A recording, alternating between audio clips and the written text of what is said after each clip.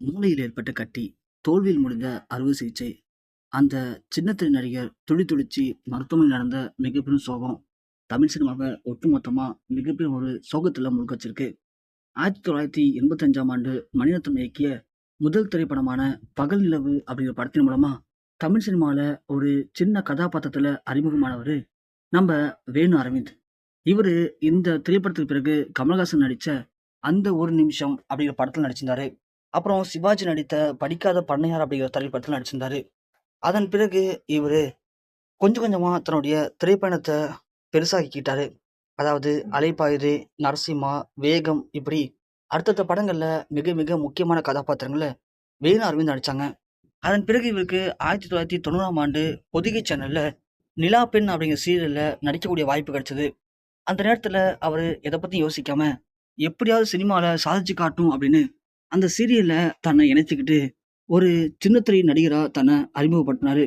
அதை தொடர்ந்து அலையோசை, ராசி மூலம், ராகுல் வம்சம், காதல் பகடை, காசலவு நேசம், அக்னி சக்தி, அலைகள், இந்திரன், சந்திரன், ஜனனி இப்படி நிறைய சீல்கள் நடித்து தன்னை ஒரு பெரிய சீல் நடிகராகவே உருவாக்கிக்கிட்டாரு நம்ம வேணு அரவிந்த்.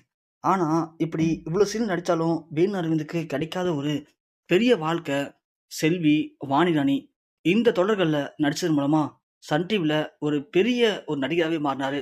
அதற்கு காரணம் இந்த 2 தொடர்லையுமே ராதிகாவுக்கு ஜோடியாக நடித்தார்.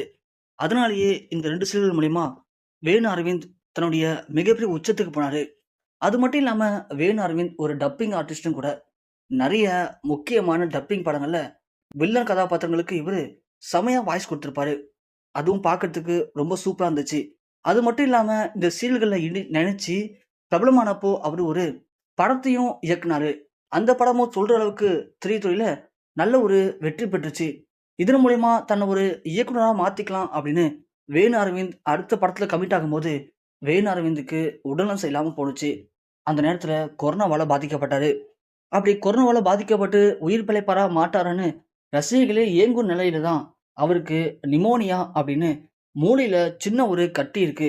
அந்த கட்டிய அறுவை சிகிச்சை செய்து எடுக்கல அப்படின்னா அவரு பெரிய அளவில் பாதிக்கப்பட்டு உயிரிழக்க நேரிடும் அப்படின்னு அவருக்கு உடனடியாக ஒரு அறுவை சிகிச்சையை மேற்கொண்டாங்க.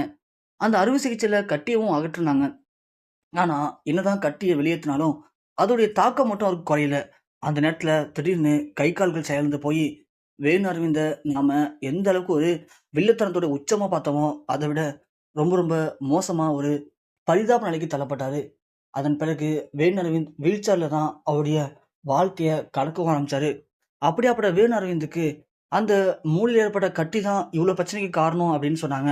அதை அகற்றிட்டா சரியாயிடலாம் அப்படின்னு சொல்லி அதை அகற்றுறதுக்கு பிறகு கூட அவருக்கு திரும்பவும் உடல்நலம் சரியில்லாம போய் இப்போ மருத்துவமனையில் அனுமதிக்கப்பட்டிருக்காரு. ஏற்கனவே இதோடைய ப்ராப்ளத்தினால கை கால்கள் செயலிழந்து போச்சு. இப்போ அந்த நிமோனியா ப்ராப்ளத்தினால அந்த கட்டி அகற்றுறாங்க இல்லையா, அதில் மேலும் அவருடைய மூளையில் இப்போ கட்டி ஏற்பட்டிருக்கான். அதன் காரணமாக அவருடைய உடம்புல இருக்கக்கூடிய மிக முக்கியமான பாகங்கள் எல்லாமே பாதிக்கப்பட்டிருக்கு. சொல்லப்போனால் அவருடைய மூளை கொஞ்சம் கொஞ்சமாக செயலிழந்து போய் இப்போ திடீர்னு மூளைச்சாவு அடைஞ்சிட்டாரு அப்படிங்கிற மாதிரி தகவல்களை மருத்துவர்கள் சொல்லியிருக்காங்க. இது அவங்களுடைய குடும்பத்துக்கு உச்சக்கட்ட ஒரு சோகத்தை ஏற்படுத்தியிருக்கு. வேணு அரவிந்துக்கு ஏற்பட்ட இந்த மோசமான துயர சம்பவம் ஒட்டுமொத்த தமிழ் சினிமா சின்னத்திரையையும் ஒழிக்கிருக்கு. ரசிகர்கள் எல்லாருமே உச்சக்கட்ட சோகத்திலையும் கண்ணீர்லையும் மூழ்கியிருக்காங்க.